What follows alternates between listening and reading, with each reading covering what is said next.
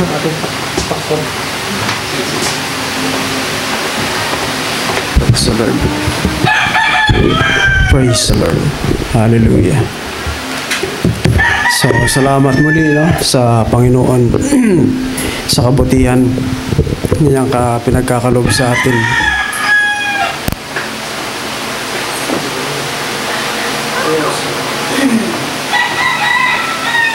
So, salamat din sa mga tao na ito na patuloy, at actually the nature's always been the same nung nasa ganyang sekta pa, ako, kami very consistent talaga ang mga movement ng mga tao na yan pagdating sa pakikipag-isa, pakikipag-fellowship, sobrang importante sa kanila yung fellowship. Napaka sa kanila nun, specific, but again, the only thing na hindi natin gusto is yung ganun lang, na mga well, hindi naman actually about sa pag-uugali o sa pamumuhay, dahil kung doon pagbabasihan ay hindi natin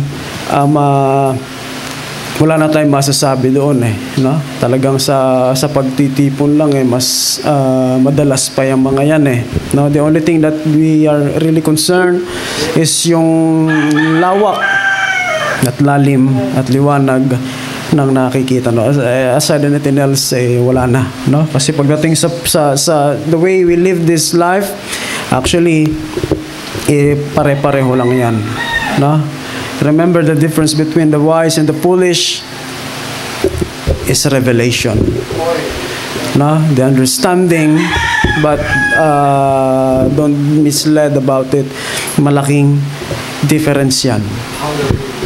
Tulad ng sinasabi ko nga, hindi tayo ang kikilos, kundi ang Panginoon. But how the Spirit can work if we are not there? Kung wala tayo doon, paano nga nakikilos paano darating sa kanilang mensahe, kung wala naman tayo doon, I remember one time, may nagtanong sa akin, is this, what's happening, is this the sign of the end times? Right away, yes, it is. It's very significant. At the sad thing is, simula pa lang yan. Simula pa lang yan. And many things will still happen. Will escalate, actually. At hindi na natin mapipigilan. It's very eminent. Sabi ko, simula pa lang yan. It needs to happen. But yung pinaka-isa, of course, the temple ng ating inihintay. At ang pinakahuli na atake dyan is Russia. It looks so medyo impossible pa ngayon. But time will come na maunawaan ng tao. Sabi ko nga sa kaibigan ko kahapon, remember, years ago na nasa abroad ka pa, sa Middle East ka pa, sabi ko, pinagkikwentuhan lang natin to before. Now, it's happening, sabi niya. Oo nga bro, sabi niya. Naalala ko dati, tinatanong ko lang sa'yo to, sabi niya. Ngayon, eto na, nangyayari na sa ating harapan. Sabi ko, time will come na lahat ng, that all that we believe in, lahat ng ating pinagsisikapan, pinagpapaguran, mababaliwala yan. In a sense, na ang iisipin ng tao, kung anong klaseng buhay magkakaroon siya after this life.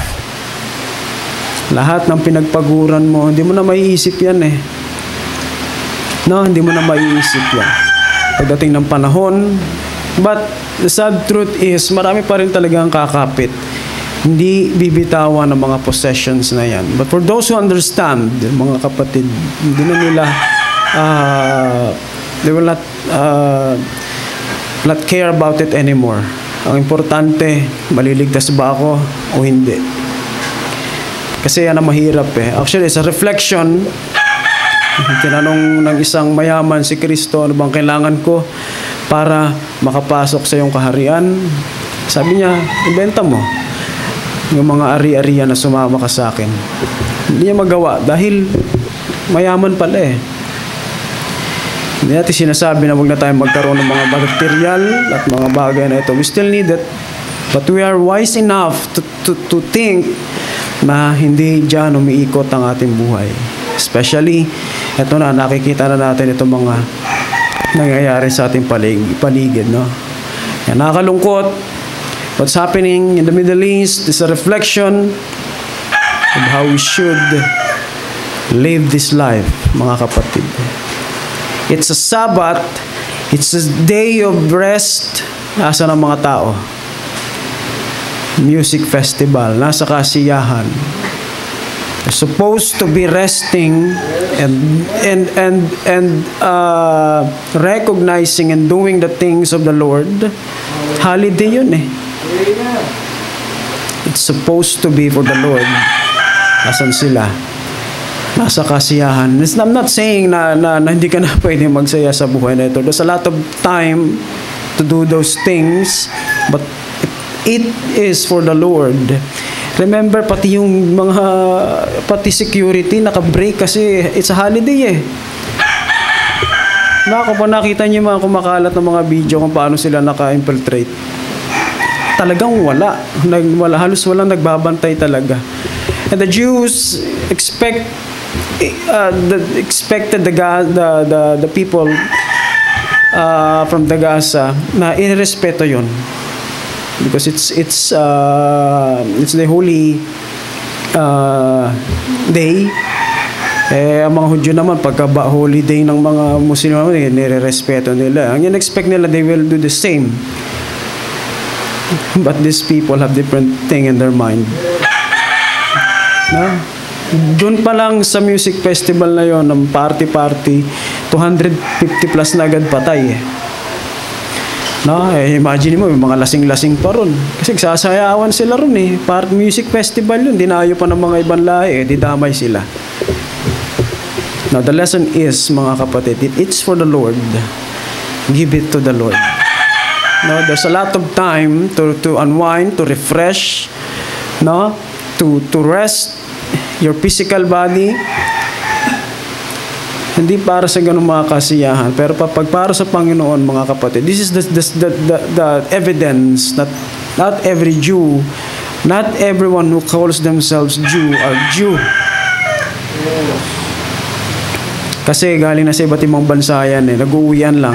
May influensya na ng iba't ibang kultura. Pero mo kung Hudyo ka, ano ka ron? Topless ka sa sayaw-sayaw ka ron. Di pinagbrarat-rat sila, di patay. Yung isa, magtatago pa sa ilalim ng kotse. Talagang point blank distance. Pinatay eh. Kitang-kita sa mga camera ng sasakyan eh. Di ba?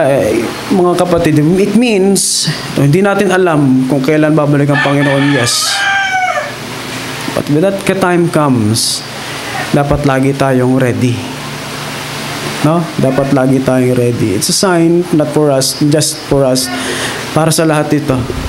And we have the obligation to also tell everyone, nasa end time ka man o hindi, it is our obligation to tell them that these things that are happening are the signs of greater things to come.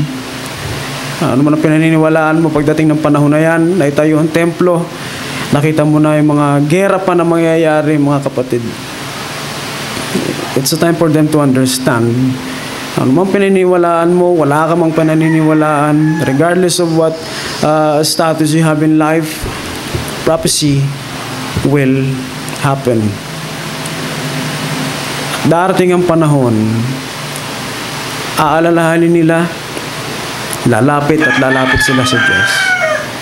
Ang mga tao, na dahil sa pinag-aralan, mga kapatid, they try to comprehend, they try their best to understand what is happening around them scientifically. And still, hindi nila maunawaan eh. Alam mo bro, nilalagay ko sa way na scientific, hindi ko talaga maunawaan eh. You will not. Because there's a lot of things in this life, sa mundo na ito, na hindi mo talaga mapapaliwanag. Using education. No? Using education. You need to turn from earthly to spiritual to understand what's happening. No?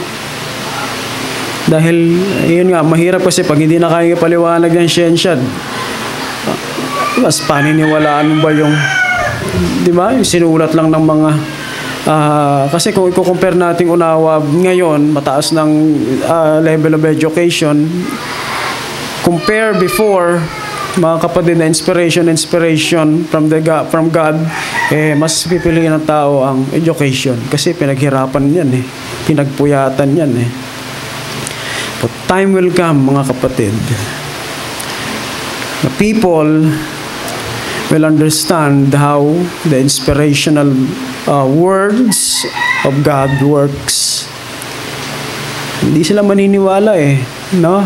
Na yung nasusulat right before their eyes ay nangyayari. No? Masasabi na sa sarili nila na yes, the Word of God is true. No? At ito na, no? Nangyayari na sa harapan natin ang mga bagay na ito. Denomination ka man or hindi, this will affect you. This will going to be significant for mankind. Dahil para sa lahat ito. Lahat ito apektado. What I mean is, mga kapatid, yung buhay after nito. Kasi pwede mong gawin lahat, makasurvive sa mundo na ito just for a time. No? Dahil pag nakita mo na nangyayari, nakagaganap na ang nasusulat, especially sa Israel, mga kapatid, wala na. No? Kailangan mo na mag-isip, am I worthy, mga kapatid? Kaya nga nakakalungkot, no? This is a reflection kung nasaan tayo dapat para sa Panginoon. Mga tao na ito nasa kasiyahan. Kaya nagulat din ako, no? Ganun kabilis, ganun agad kalaki yung namatay na mga Hudyo. Yung pala, mga nasa party no? Paalala ito, hindi lamang sa kanila, higit sa lahat, mga kapatid, sa atin. No? Na huwag natin sayangin ang oras sa kasiyahan. Hindi ko sinasabi na huwag na kayong pumunta sa ganito, pumunta sa ganyan. Pero pag para sa Panginoon muna. Isang araw na nga lang hinihingi ng Panginoon sa atin Kaya sa kanila, Sabat na nga lang, yun na nga lang yung araw ng pahinga, mga kapatid, nagparty-party pa. So sa atin, Sunday na nga lang, mauna pa yung ganito, mauna pa yung ganyan. Wag naman sana dumating sa panahon na habang nandoon tayo, inuna natin yon, bagay na yon, higit sa para sa Panginoon, biglang sabihin ng Panginoon, hanggang dyan ka na lang. Time is up for you. Then, tapos. No? Yung mga Pilipino rin na damay, there's nothing we can do about that. That's prophecy.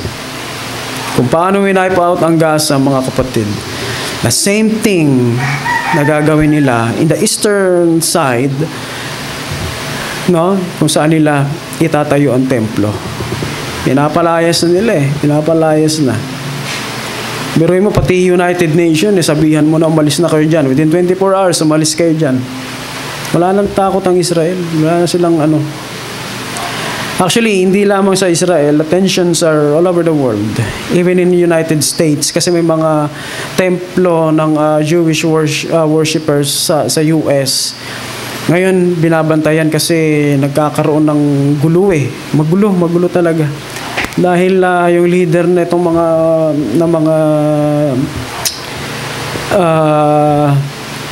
anong tawag nila dito? Mga radical Muslims, nagtawag na ng jihad Jihad is a holy war.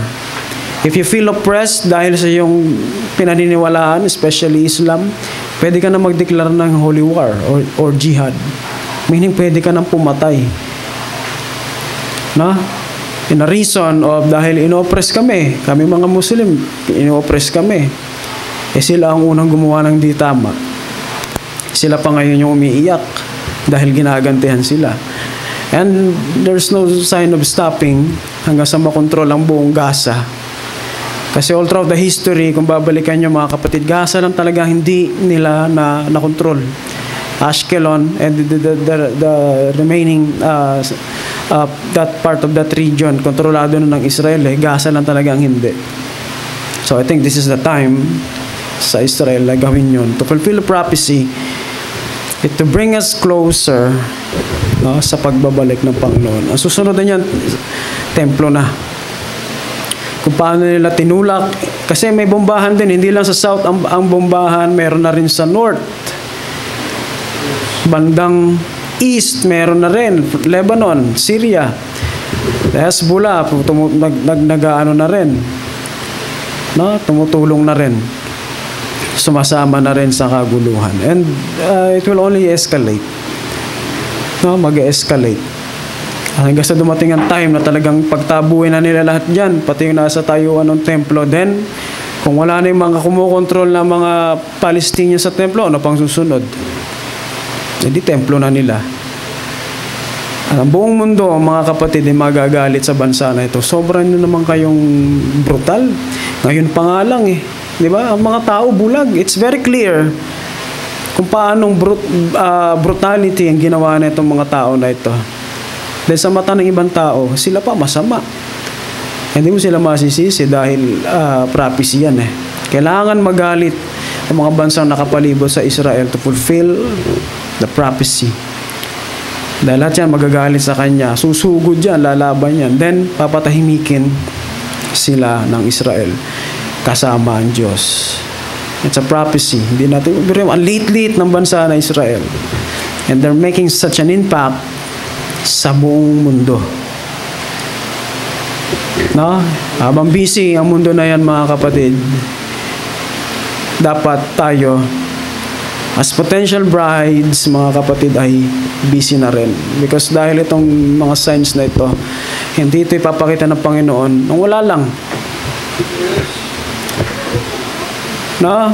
Sa iba kasi, ang dami ko nababasa, mga kapatid, talagang dahil yan sa nangyari na yan na gera. Meron pa ako isang nabasa, sabi niya, ito na, nagkakagulo sa Israel. Mag-ready na kayo sa Great Tribulation. Mag-ready na kayo sa Great Tribulation, sabi ko. If that's it, kung talagang para sa Great Tribulation ka, wala ka talagang magagawa. But, if you have the understanding to know kung ano meron pa at ano pa ang pwedeng mong gawin para makasama sa rapture, mga kapatid. Napakaganda. Wala balik-baliktad. Great Tribulation, mag-ready na kayo para ma-rapture kayo. Anong sense ng rapture? Sa Great Tribulation ka. Unless hindi mo alam ang timeline mo. No? Hindi mo alam ang timeline mo. Hallelujah. So, praise the Lord sa mga bagay na yan. Sa pag-iingat sa atin, for giving us the understanding. Kaya nga, itong mga denomination, no, question about their, the way they live their lives, wala na tayong masasabi dyan. Yung kanilang paglilingkod, wala na tayong masasabi dyan. Kahit sinabing bawal ang babae, tuloy pa rin. No, wala na tayong masasabi dyan. Basta binigay natin kung anong nasusulat. The most of all, mga kapatid, is the reality of what's happening, the understanding of what is happening around us. Yung revelation, because doon lang nagkakaiba. No? Doon lang nagkakatalo sa unawa. Dahil tanggapin man nila o hindi, the point is, ibinigay natin sa kanila ang nararapat. Sa Panginoon na ang kikilos doon. No? Kasi ako marami doon ako nakakausap ng mga in denomination. The same thing. The same thing. Ready na sila sa Great Tribulation. Ready na sila. Without knowing what else still to come and needs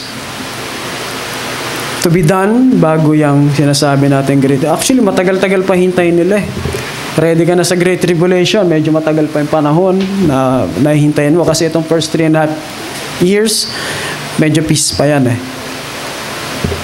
Kakahantay nila, baka mabagot, mainip. Ayoko na, tagal. Kasi nga hindi nila alam yung timeline. No? Hindi nila alam yung timeline. So we thank the Lord for these things. Sa patuloy na pag-iingat, patuloy na pag-provide ng ating mga pangangailangan. No? Enjoy life. Enjoy natin ang buhay na ito sa piling ng Panginoon, sa liwanag ng kanyang mga salita. Let's look forward, no, sa mga bagay na pangako ng Panginoon. Kasi marami ako nakikita na dahil sa kaguluhan na ito, mga kapatid, parang talagang gulong-gulo sila sa isip nila eh. Ano na bang nangyayari rito? Ano na bang mga ibig sabihin ng mga bagay na ito? No? Naguguluhan sila. Kaya sabi ko, simula pa lang ito. Hindi pa ito yung sinasabi natin na talagang climax. Still, no, it's just a tip of the iceberg. Wala pa ito, mga kapatid. Hallelujah. So, manatili tayo, no? Kung anong pinaninindigan natin, kung ano yung ating tinatayuan, we are on the right ground, no? Nasa tamang liwanag tayo. At patuloy nating pag-ilawin ang ating mga ilawan. What's happening in the Middle East should be a lesson to us. Pag may pagkakataon to be in the presence of the Lord, pag-aaral ng kanyang mga salita, sikapin natin na hindi tayo matulad sa nangyari sa bansa na ito. No? They caught unguarded. Wala silang kamalay-malay, nagsasayawan doon. Yung mga paratroopers, andun na sa baba nila, sinulilipat na, pababa na doon, nagbabarilan na eh. Nagbobombahan na, wala silang kamalay-malay. Sounds pa sila doon, party-party pa kayo. Maya-maya, pinaulanan na sila. Ubus.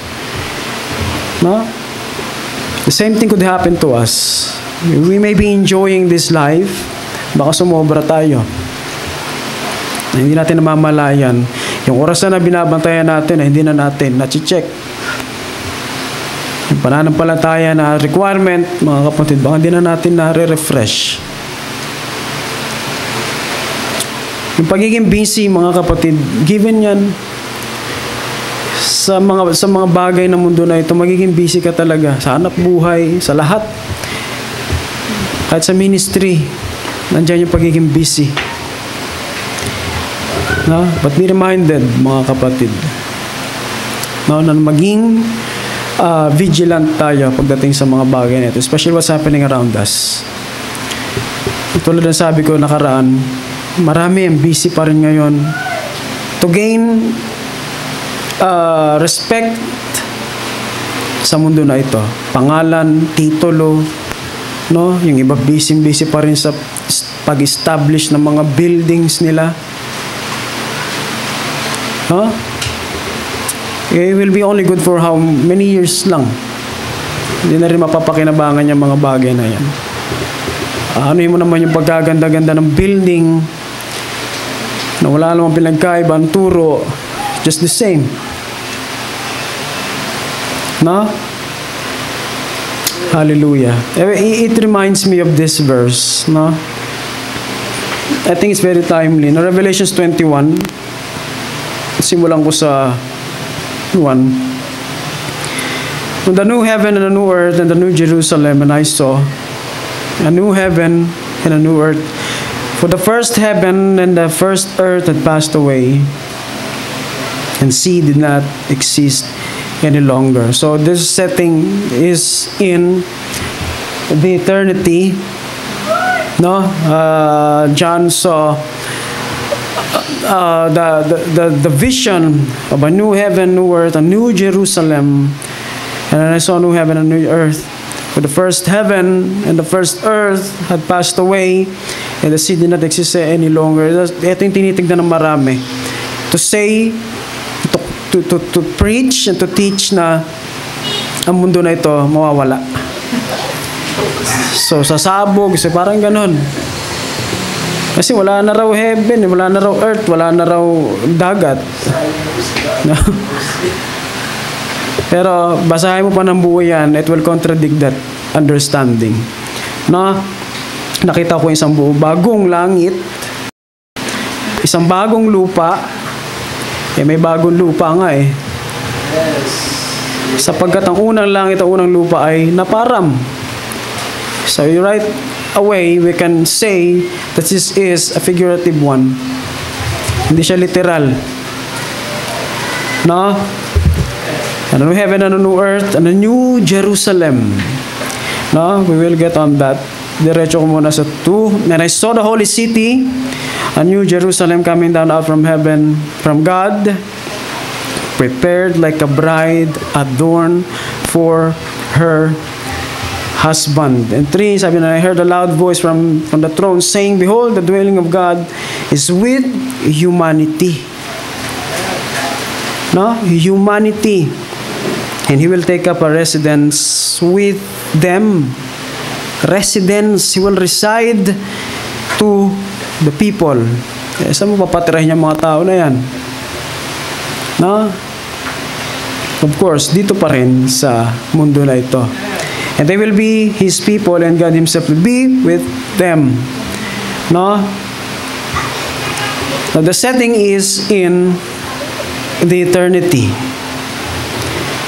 Now, the question dito, mga kapatid, bakit Jerusalem ang ginamit? Bakit hindi Israel? No? Bakit hindi Israel ang ginamit? Bakit Jerusalem? Because Jerusalem is in Israel. No, nakakapapaloob lang yan sa lupa din ng Israel. Now we go to the meaning of the words. Jerusalem or Yerushalayim in Hebrew literally means Lord provides peace. Shalem is shalom is peace. So God is a provider of peace. Yun ang ibig sabihin. Hindi katulad ng Israel o Yisrael, meaning struggle, Elohim or God. No? Meaning to struggle with God. So, nung nakita ko yung meaning na ito, mga kapatid, I understand bakit nagkakaganyan ng Israel ngayon. No? They are struggling, but they need to understand that God is with them.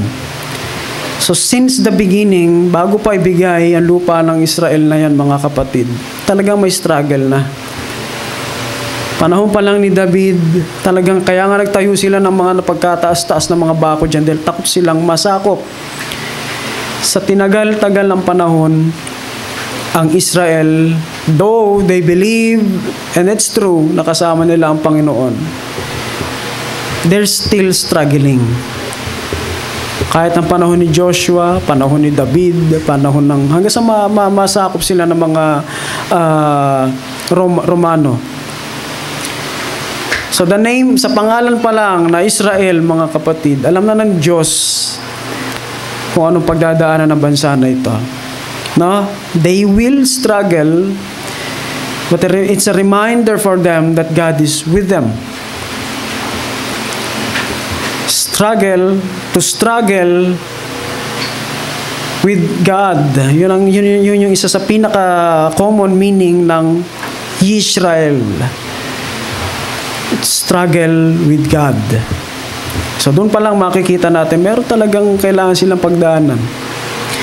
That is why sa verse na ito, no, in eternity, mga kapatid, sabi ko, hindi na ginamit ang pangalang Israel. Because this is eternity, mga kapatid, there's nothing really need to be struggled of. Wala lang struggle sa panahon na yan. Now, bakit Jerusalem? Jerusalem, meaning Lord is the provider of peace. God is peace.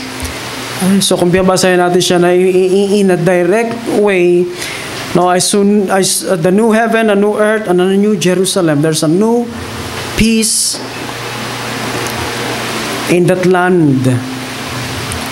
No, kapayapaan na supposed to be, no, in the beginning, panahon ni Eva at ni Adan, mga kapatid, dapat doon pa lang meron ng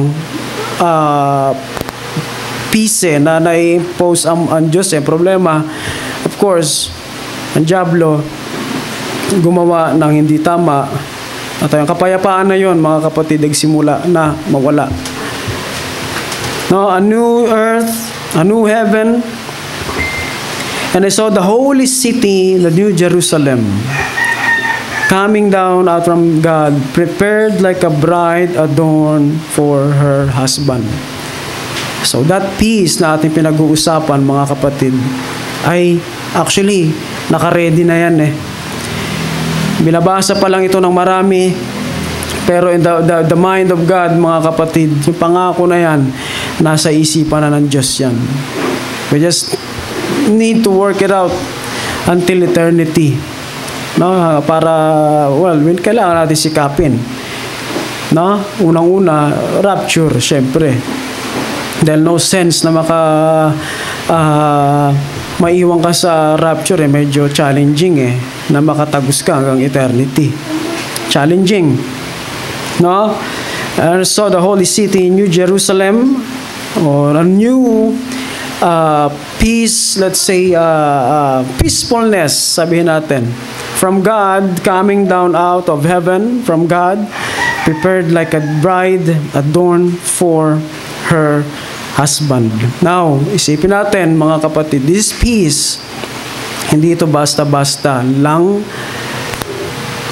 na inalok o binigay ng Diyos. That's why I don't believe in a fact or in the teaching, it's not a fact, but yung mga turo that Christ will going to be insignificant in the eternity. Because He demonstrated peace right hand bago ibigay sa atin. No, makikita natin the succeeding verses. And I saw the new holy city, no, New Jerusalem, hindi literal na Israel, hindi literal na yung city of Jerusalem ang nakita niya doon, no?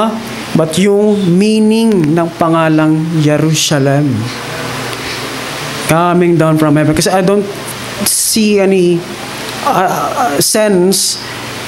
Eternity is supposed to be ayos na lahat dyan, tapos yung dealing nasa Israel lang. No sense.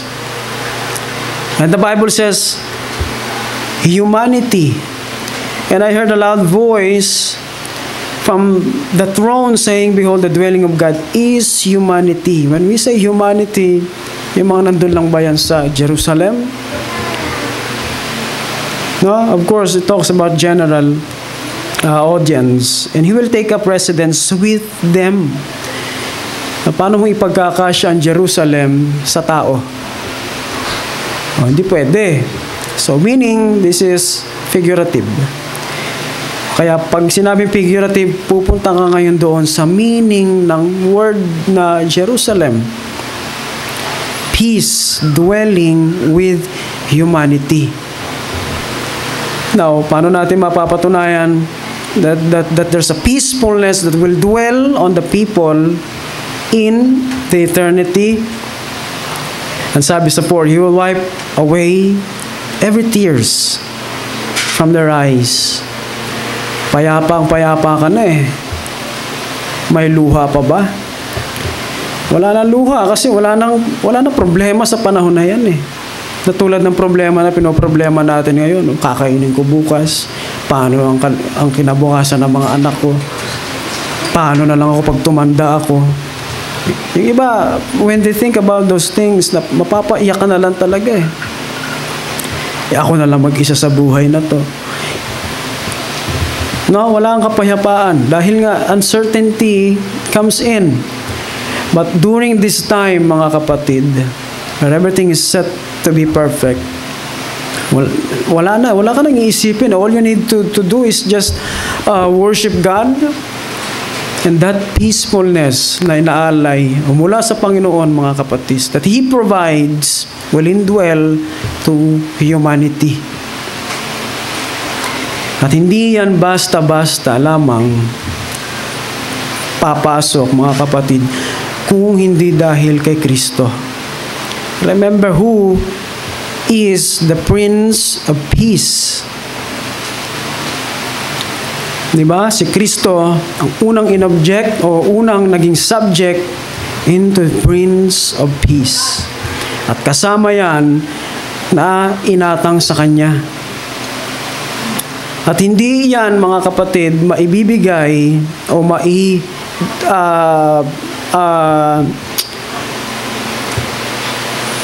ipapasa o matatanggap natin kung hindi si Kristo nagtagumpay.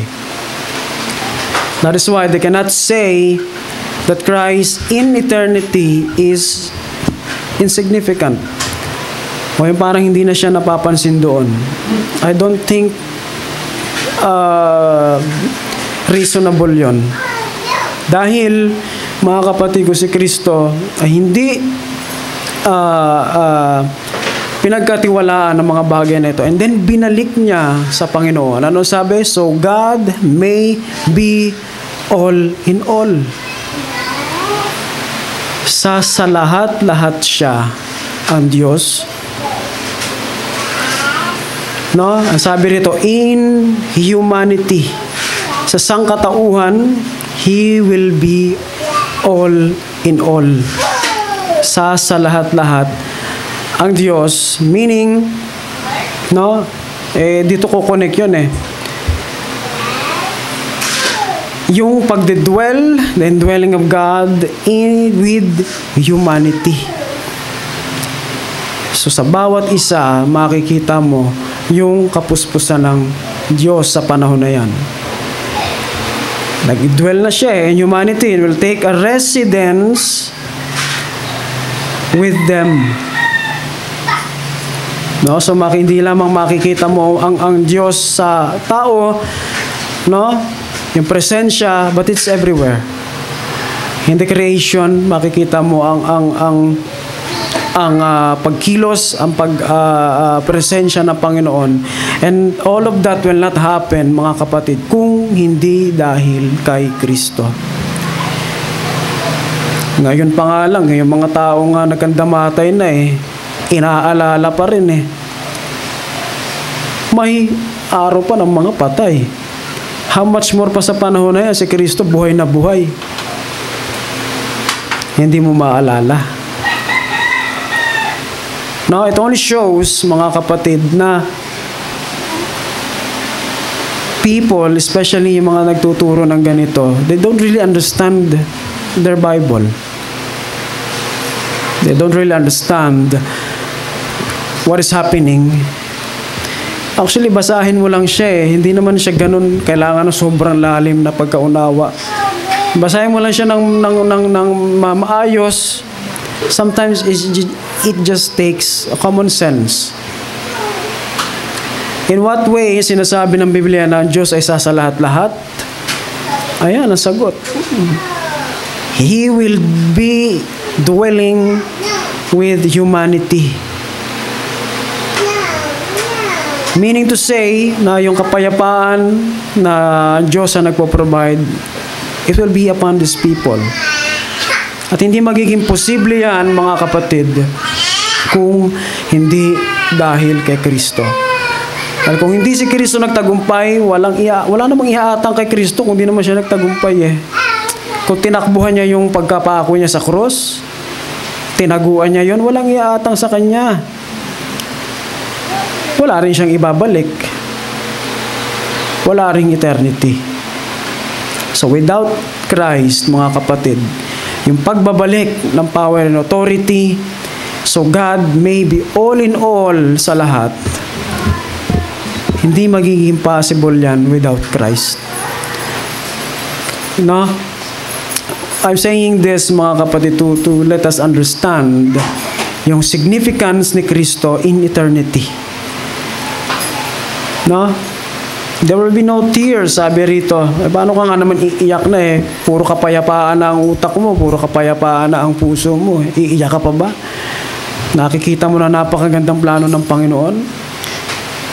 Because we need to understand this. The dwelling of God sa panahon natin ngayon is not for every humanity. But not for you, everyone. No, hindi nagdidwell ang Diyos sa lahat-lahat sa panahon natin ngayon. Because if the presence of God is dwelling with everyone right now, wala sana yung mga gulo na yan. Walang mga iyakan, wala lahat. Walang kaguluhan, wala yung mga pag-aalinlangan, walang ganon. No, dahil sabi rito, He will wipe away every tear from their eyes. E ngayon, ang dami nag-iiyakan sa Israel lang. So we can say na wala pa yung pagbuhos na yon. No? Yung sinasabi sa part na ito in eternity. And that will not exist any longer. So it's very clear, mga kapatid, na we're still in the process. Dahil marami pa rin nangamamatay. Wala na mamamatay, wala nang problema, aba. Sino pang malulungkot niyan? No? Sino pang malulungkot niyan? And mourning and wailing or pain will not exist any longer. The former things have passed away. And that thing that has passed away, sa panahon na ito, eto na yon yung panahon natin ngayon. But there are tears, there are suffering, people are dying, people are wailing, mourning, pain still exists today. Ang pagdating natin sa eternity, lahat yan past na lang.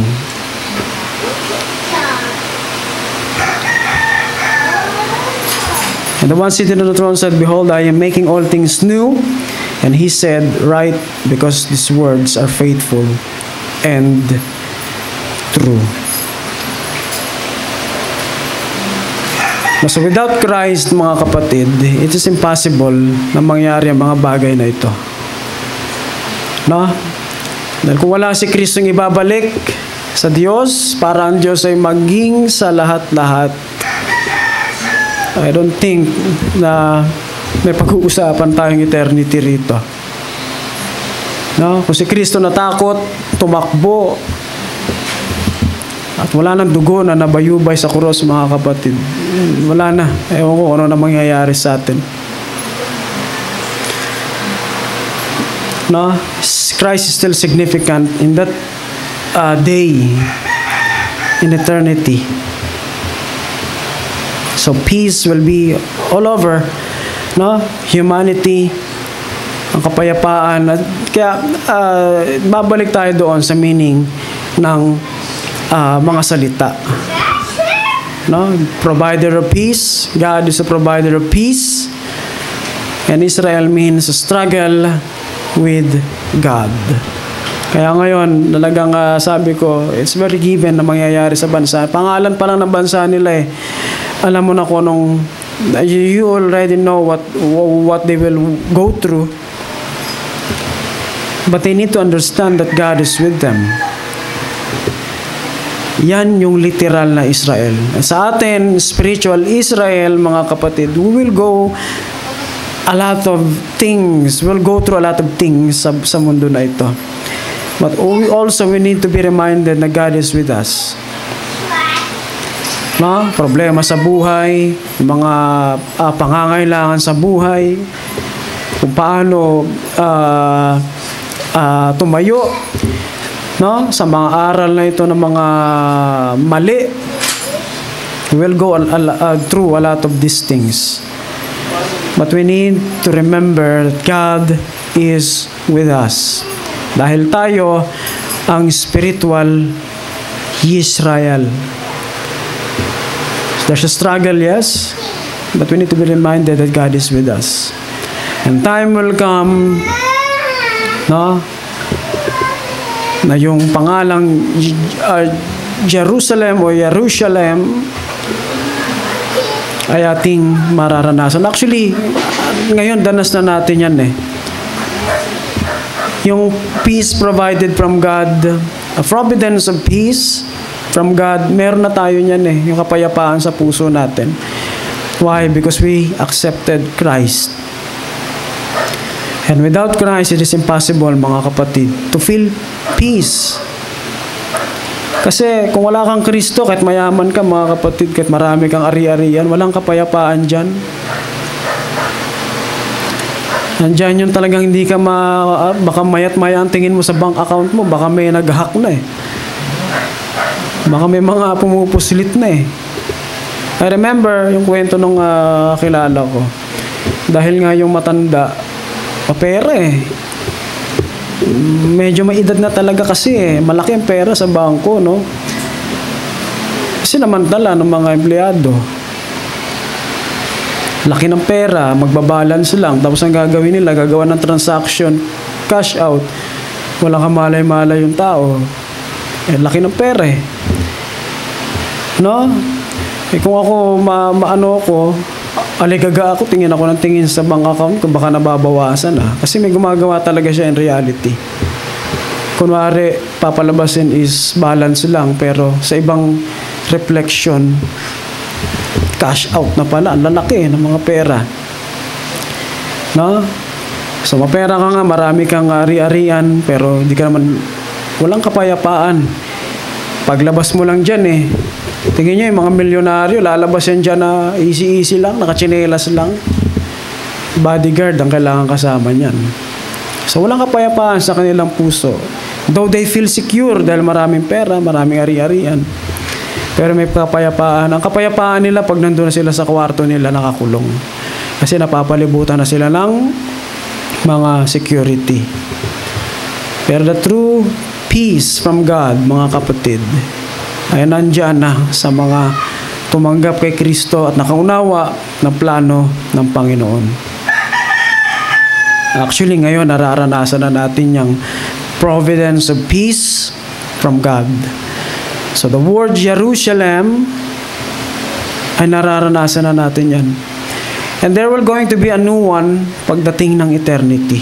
Kasi ngayon, aminin natin, kahit sabihin natin, payapa tayo sa presensya ng Panginoon, pinoproblema pa rin natin yung mostly future natin eh. Aminin natin.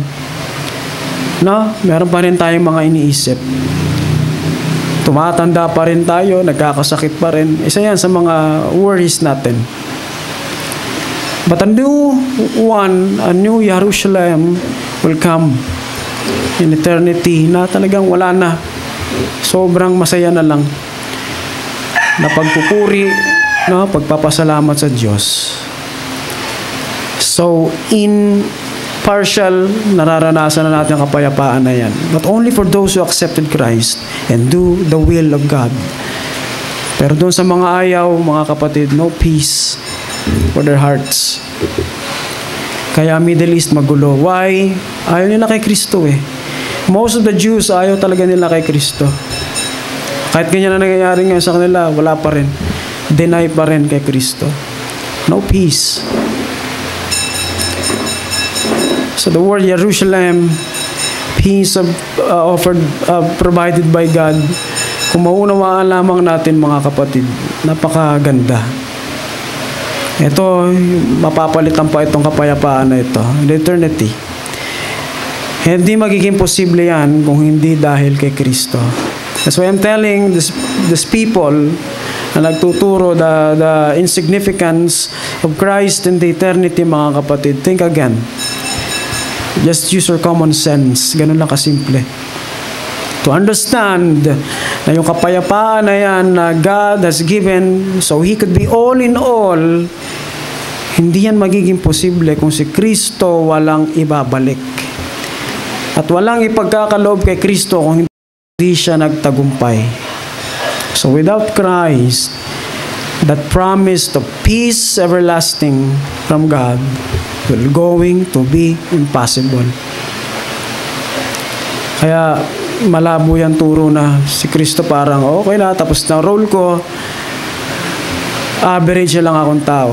Parang yung mga superhero na papanood mo na nawalan ng power, bangga-banggay na lang sila ganun sa kalye. Parang wala lang nangyari. Parang pangit naman. Mga bayani nga natin ngayon, ginagawang pa ng monumento statue. Yung mga kamag-anak nga natin namatay, may mga araw pa sila every year How much more pa yung nagbigay sa atin ng buhay? Kapayapaang walang hanggan.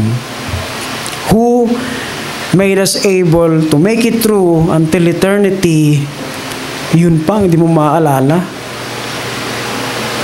It's a common sense, mga kapatid. It requires a lot of deep understanding and revelation. Just a common sense. No? It's a common sense lang. So all of this will not be possible kung hindi dahil kay Kristo. Now, kung para sa kanila, kailangan ng malalim na revelasyon, mga kapatid, sisirin nila. Kasi makita nila na, oo nga, no? All of this will not be possible if it's not because of Christ.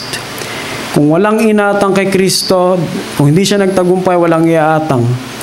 Walang inatang sa Kanya, walang ibabalik. Kung walang ibabalik, ano ang ibibigay sa humanity?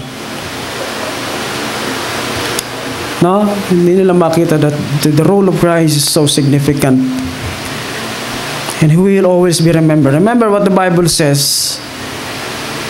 Siya ay magiging panganay. Ng bawat panganay, mga kapatid, hindi yan pwedeng malimutan. Especially sa panahon na yan. No? He will be looked upon to. Diba? Yung mga magkakapatid talagang sa mga panganay parang yun ang responsible for everything Pag nagkamali si bunso, sino responsible? O si panganay. No? So it's still significant during that time. If they can only see how it works, wala Nauna kasi yung pagpapagalingan Oh hindi, mas malinaw na ukita ko. O ikaw naman, anong version mo? Ito version ko. Sige, sunod. This is naunahan kasi yung magalingan No? Sa isang pulpito, iba-ibang unawa. So nakakalungkot, mga kapatid. We're living in the days na kailangan makita na natin ang malinaw ito. No? Hindi na yung pagmamagalingan. Sino bang tama? Even Brother Branham didn't saw these things to come. Dahil ang akala niya, 1960s, yun Hindi niya nakita ito. What he saw, what he feels, meron pa siyang kasunod. And yes, it is true. Meron pa. May ministry pang kasunod. Hindi sa kanya natapos. Kaya itong mga tao na ito, mga kapatid, time will come. Mapapanganga itong mga ito Wala sa spoken word to Itong nangyayari, parang wala to sa recorded Diyan nila ngayon nahanapin yung mga nagtuturo of the current events. Na maunawaan nila mga bagay na ito. Let's stay humble, no? Hindi lamang sa mga end-timers, kundi even the denomination, even for those who don't really believe. No? Kasi pag nakita nila mga signs, mga kapatid, mapapaniwala yung mga yan No? Tanungin ka na, ikaw bro, ano sa tingin mo yan nangyayari dyan sa Israel? Tingin mo, ano kaya yan? Yes, sabi ko, yes sir. Signs of the end times yan. And still many more will come. Sabi ko, may mangyayari pa dyan. And wait for Russia to join in. Dahil lahat ng pinaniwalaan natin, ninyo, sinuman, mga kapatid, mapapaisip kayo dyan pag nakita nyo na yung mga kaganapan Tama pa ba? Nasa tamang direksyon pa ba? Karapat dapat pa ba? Worthy pa ba? And I hope na makita natin ito ng mga tao. No? So, yun lamang nais ko ibahagi. Manatili pa tayo sa salita ng Panginoon. So God be all the glory. Praise the Lord.